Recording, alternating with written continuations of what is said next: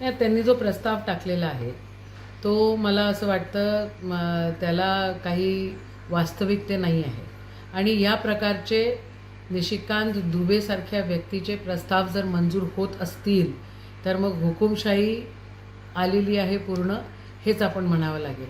आणि एवढी काय भीती वाटते या लोकांना राहुल गांधींची? हे काय पहिल्याच वेळा नाही करत आहे. मागच्या वेळेला मागच्या पंचवार्षिकमध्ये पण त्यांचं सदस्यत्व रद्द करण्याचं, त्यांचं घर काढून घेण्याचं, हे अशी छोट्या छोट्या म्हणजे खालच्या दर्जाच्या कृती हे करतच राहतात.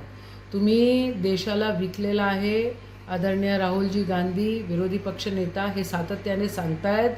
तुम्ही 18% टॅरिफमध्ये त्या ठिकाणी शेतकऱ्यांचं, तुम्ही व्यापाऱ्यांचं, तुम्ही छोट्या व्यापाऱ्यांचं, सगळ्यांचं तुम्ही उद्ध्वस्त करून टाकलेलं आहे इथं आयुष्य.